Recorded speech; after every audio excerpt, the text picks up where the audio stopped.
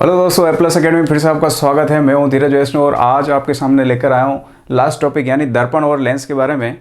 इसके बारे में थोड़े इनके उपयोग हम पढ़ लेते हैं। इसके बाद जो है आगे वाले नेक्स्ट सेशन में यानी आगे वाले वीडियो में हम जो है प्रकाश के बारे में जितने भी क्वेश्चन आए हुए गवर्नमेंट एग्जाम में वो कवर करने वाले हैं। तो अगर आपने मेरे पिछले वीडियो नहीं देखे तो प्लीज़ प्ले लिस्ट में जाकर के तीनों वीडियो देखें। उसके बाद जो हम क्वेश्चन करेंगे वो आपके लिए काफ़ी ईजी रहने वाले हैं। तो शुरू करते हैं। पहले हम सबसे पहले यहाँ पे दर्पण पढ़ते हैं। दर्पण जो है बेसिकली दो प्रकार के होते हैं, उत्तल दर्पण और अवतल दर्पण। इनकी बनावट कुछ ऐसे होती है कि यानी कि उभरा हुआ होता है और ये बीच में से धंसा हुआ होता है। अब आप बोलेंगे सर ये इधर से भी तो उभरा हुआ है, हमें ऐसे नहीं देखना है, हमें बाईं ओर से देखना है। अगर बाईं ओर से आप देखते हो तो ये देखो बीच में से जो है उभरा हुआ है और ये बीच में से जो है अंदर की ओर धंसा हुआ है। तो यानी उभरा हुआ जो है उत्तल दर्पण होगा और अवतल दर्पण जो हमारा अंदर की ओर धंसा हुआ है।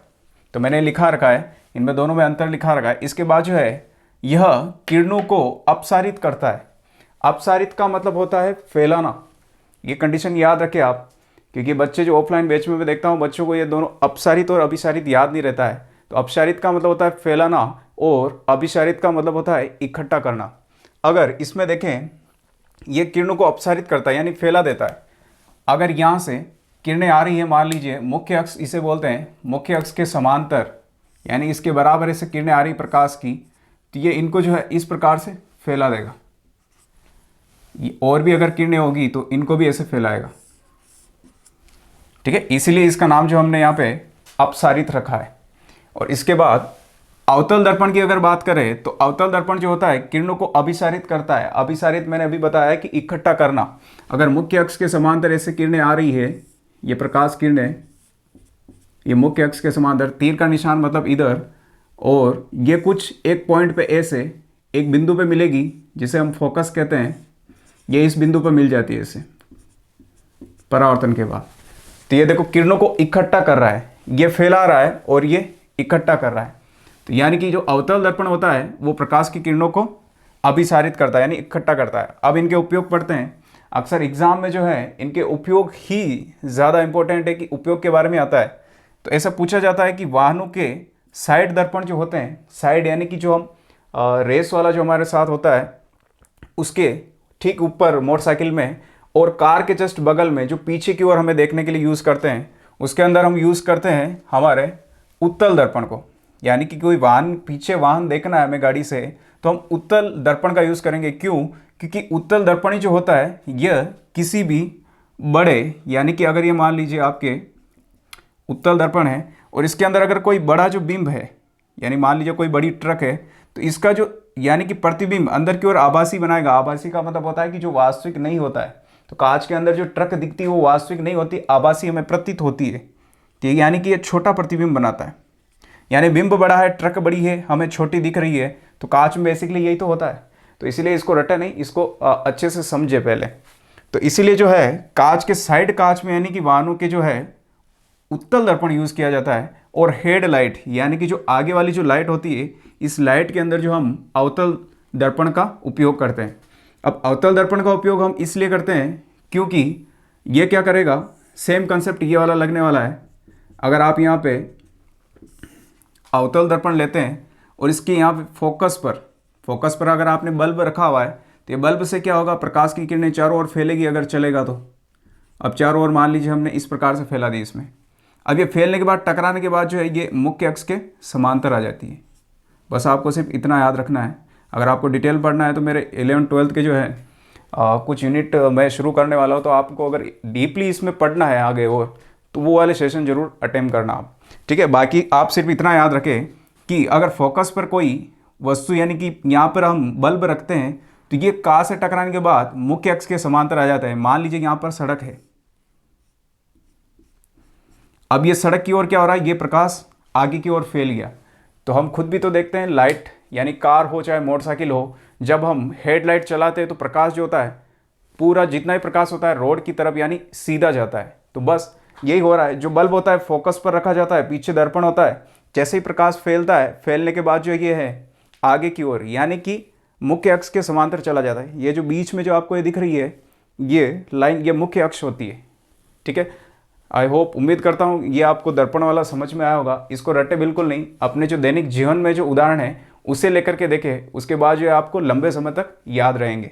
आगे चलते हैं हम लेंस के बारे में। लेंस की बनावट आप देख रहे हैं कि उत्तल लेंस इस प्रकार से होता है और अवतल लेंस इस प्रकार से होता है। अगर इसके बनाने की हम बनावट देखें पहले, तो यह जो है, अगर एक मैं ऐसे गोला मान लेता हूँ गोल, तो इस गोले का जो ये कटा हुआ भाग है बीच में से, मान लीजिए ये वाला, और अगर ये वाला पृष्ठ दिख रहा है आपको इस तरफ से, इसको आप कुछ इस प्रकार से एक गोला मान लीजिए। तो ये जो लेंस है दो गोलाकार पृष्ठों से मिलके बना है। तो इसे हम यहाँ से मिटा देते हैं। अभी हमें सिर्फ लेंस की बनावट बताई थी मैंने कि लेंस एक्चुअल बना कैसे होता है। अगर आप अवतल में देखेंगे तो ये कुछ इस प्रकार से बना होता है, एक आपके इधर होगा गोला और एक उस साइड पे। तो यानी ये दोनों जो है एक दूसरे के अंदर, यानी कि इस प्रकार से इनकी बनावट होती है। इनके जो है यहाँ से अगर हम दो भागों में बांटते हैं तो इस प्रकार से इनकी बनावट होती है। तो ये दोनों जो है इन गोले के भाग होते हैं। अगर इनकी बनावट की बात करें तो किनारों से पतला और बीच में से मोटा होता है। अगर आप किनारे देखेंगे तो देखो पतले हैं और बीच में से जो है मोटा है। इसमें देखेंगे अवतल लेंस में तो बीच में से पतला है और किनारों से मोटा है। तो ये आप इसे साधारण याद रख सकते हैं, किरणों को अभिसारित करता है। यानी कि जो उत्तल लेंस होता है ये किरणों को अभिसारित करता है। अभिसारित अभी मैंने टर्म्स बताई थी कि अभिसारित मतलब कि इकट्ठा करना और अपसारित यानी फैलाना। यानी कि अगर ये मुख्य अक्ष के समांतर अगर किरण आएगी तो यह इसको ऐसे इस प्रकार से फोकस पर इकट्ठा कर देगा। तो ये जो होता है उत्तल लेंस जो है किरणों को इकट्ठा करता है यानी अभिसारित करता है। और अगर यही किरणें अगर इस लेंस पर मैं मुख्य अक्ष के समांतर भेजूं तो ये किरणों को जो है अपसारित करता है। अपसारित यानी फैलाएगा, इसने फैला दी है किरणों को। ठीक है, तो ये कंसेप्ट आपके क्लियर हुआ होगा। इसमें थोड़ा रिवाइज करके इस वीडियो को और भी देखें। अगर आपको थोड़ा कम समझ में आया होगा तो एक बार इसे रिवाइज करके ज़रूर देखें। ये किरणों को अभिसारित अपसारित मैंने बता दिया। अब इसके जो उपयोग होते हैं, इसका उपयोग है दूरदृष्टि दोष में किया जाता है उत्तल लेंस का, और अवतल लेंस का उपयोग हम निकट दृष्टि दोष में करते हैं। एक बार इसका स्क्रीनशॉट ले लीजिए। इसके बाद जो है मैं दूरदृष्टि दोष और निकट दृष्टि दोष के बारे में थोड़ा डिटेल से आपको बताता हूँ।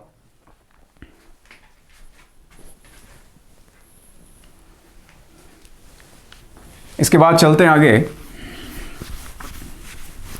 देखिए बड़े सिंपल से कंसेप्ट है। अगर आप इन्हें जितना अपनी दैनिक लाइफ से जोड़ करके देखेंगे उतना ही ज़्यादा दिन तक आपको ये याद रहने वाले हैं। वरना आप अगर आप पढ़ेंगे तो एक दो दिन बाद फिर से कंफ्यूजन होगा कि ये दर्पण जो इसमें था या किसी और का उदाहरण है।